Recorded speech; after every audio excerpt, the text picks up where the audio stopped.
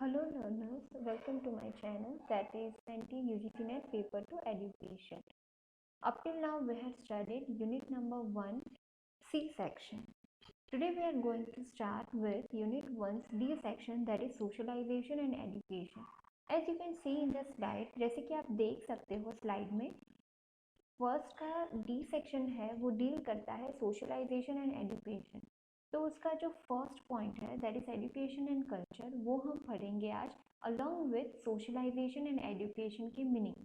तो सोशलाइजेशन क्या है, उसके साथ एजुकेशन को कैसे लिंक किया है, वैसे ही एजुकेशन को कल्चर के साथ कैसे लिंक किया है, एजुकेशन एंड कल्चर क्या है, उसका मीनिंग क्या है, डेफिनेशन क्या है, तो वो सब हम आज पढ़ेंगे। तो इसलिए मैंने रेड फॉन्ट से वो हाईलाइट किया है। फिर इसी यूनिट में हम पढ़ेंगे second point and third point, लेकिन आज हम पढ़ेंगे socialization and education, education and culture. I hope आपकी पढ़ाई अच्छे से चल रही है। This is my little bit effort कि आपको यूज़फुल रहे मेरी ये सारी स्लाइड्स आपके प्रिपरेशन में, ताकि आप अच्छे से नेट एग्जामिनेशन क्लियर कर पाओ। तो आज की पढ़ाई स्टार्ट करें। Socialization and education. Meaning of socialization. Point number 1. It is a process that makes oneself to relate collectively with one and another. अब socialization क्या है? तो ये तो बहुत बेसिक है। Socialization मतलब कि एक दूसरे के साथ socialize करना. So that is why I have written over here. That makes oneself to relate collectively with one and another. Socialization का मीनिंग ही यही होता है कि आप दूसरों के साथ बातचीत करते हो, दूसरों के साथ गेट टुगेदर करते हो, तो दैट इज सोशलाइजेशन।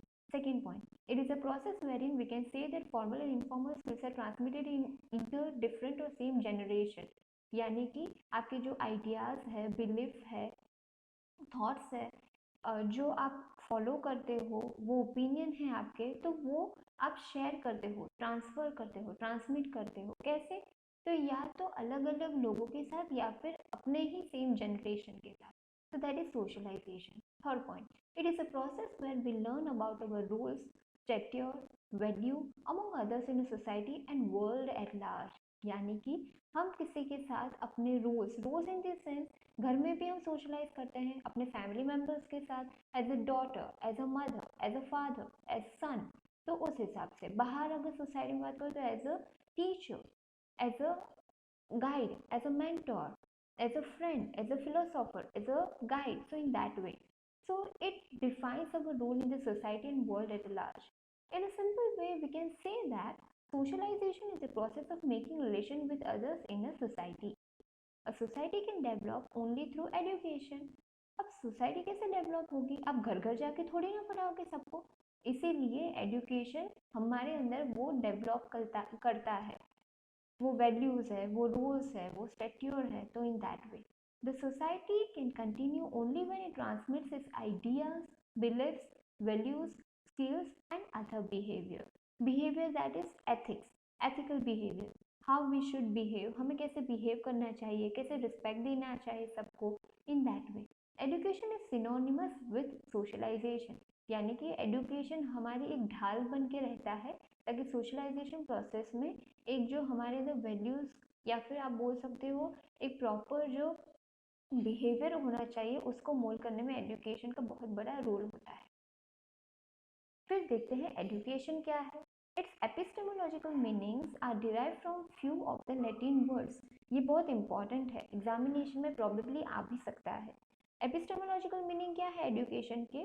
तो ये ये लैटिन वर्ड से ही आए हैं सारे के सारे। नंबर 1 एडुकेयर, एडुकेयर मतलब कि टू नरिश, एड्यूसिर मतलब कि टू लीड फोर्थ, एडुकेटम it consist of two words.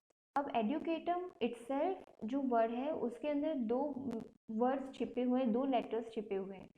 First है ई, ई का मतलब होता है movement from inward to outward. Inward मतलब हमारी अंदर की स्ट्रेंथ है एंड हम वही एक्सप्लोर करते हैं अपने अंदर, एंड देन आफ्टर हम वो हमें स्टेज मिलता है ताकि हम अपनी जो भी इनवर्ड या इननेट पोटेंशियलिटीज है उसको बाहर उभर के ला पाए। तो दैट इज ई। एंड ड्यूको दैट इज डेवलपिंग और progressing, we are developing in ourselves and along with the society.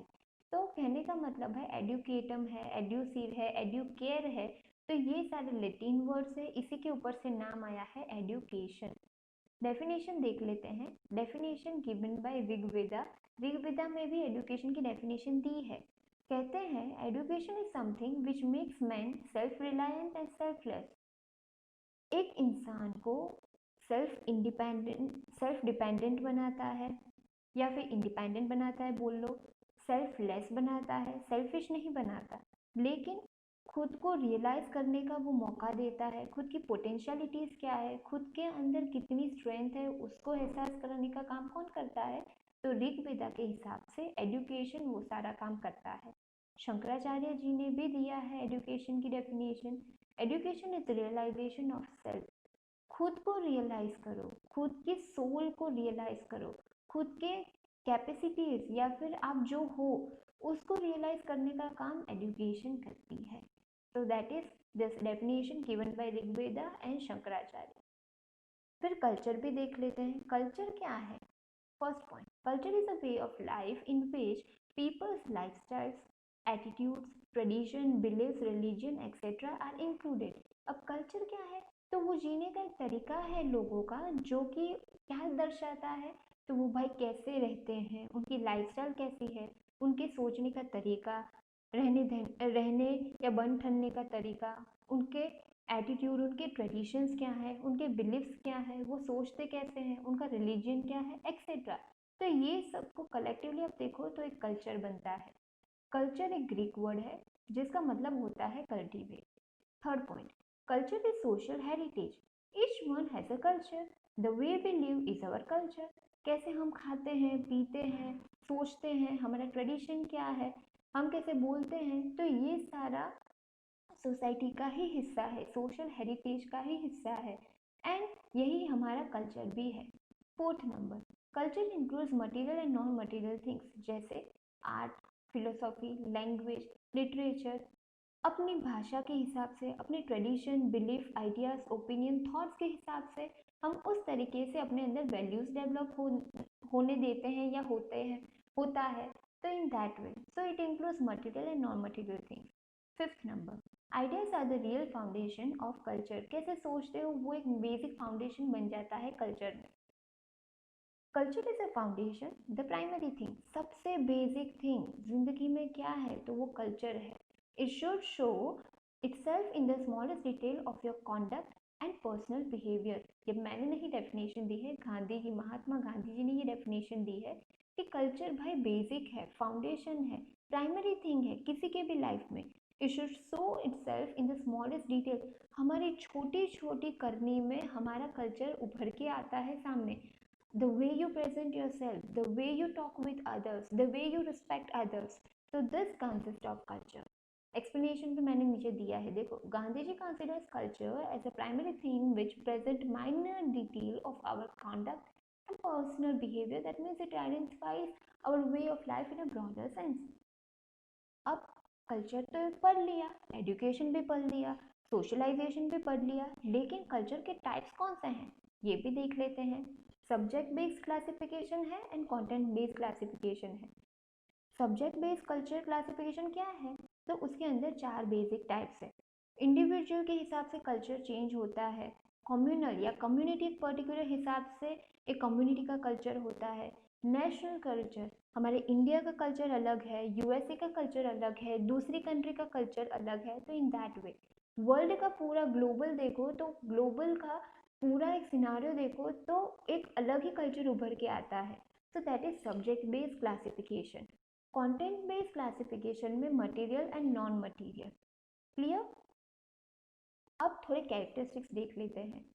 तो फर्स्ट है अक्वायर्ड ट्रेड्स, यानी कि कल्चर क्या है तो आइडियाज़ है, आप किससे कैसे वैल्यूज़ डेवलप होने देते हो अपने अंदर, कैसे बातचीत करते हो, तो वो एक अक्वायर्ड ट्रेट होता है कि आपने अपने अंदर वो वैल्यूज़ डेवलप होने का, कौन सी वैल्यूज़ डेवलप होनी है वो आपके ऊपर डिपेंड करता है। So it is a feature of culture, acquired traits. Utility, आप उसको कैसे यूटिलाइज करते हो सोसाइटी में, तो that is utility. Distinct entity, आपको कोई और इंसान से अलग दिखाता है, आपका कल्चर उभर के सामने आता है, आपकी पर्सनैलिटी अलग उभर के सामने आती है, तो that is distinct entity. Transmission, वो ही आप अपने आइडियाज़ दूसरों को बताते हो, ओपिनियंस शेयर करते हो सोसाइटी में किसी और के साथ, तो that is transmission. And dynamism, change with the changing in the scenario of the in the society or in the world, you are making changes in your traits. अपनी विचारधारा थोड़ी चेंज कर देते हो, so that is dynamism, flexible.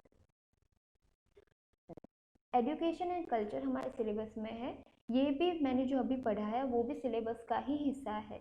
अब education and culture कैसे link करोगे आप एग्जाम में पूछे तो.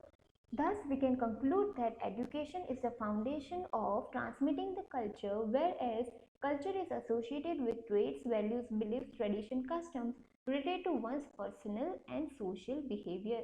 कहने का मतलब है फ्रेंड्स कि कल्चर जो है वो एक associated traits, values, belief, collectively आप देखो तो वो सब कुछ कलेक्टिवली इकट्ठा होके कल्चर बनता है, लेकिन transmission from one person to another कौन काम करता है, तो वो एजुकेशन से पॉसिबल होता है. That is why culture and education are interdependent, interrelated. Similarly socialization and education are interrelated, interdependent. Thank you so much friends for listening to me very properly and focused with proper focus. Do subscribe to my channel, press the like button, share video among your friends as maximum as possible, and stay tuned for more updates and knowledge. Till the next time, happy reading.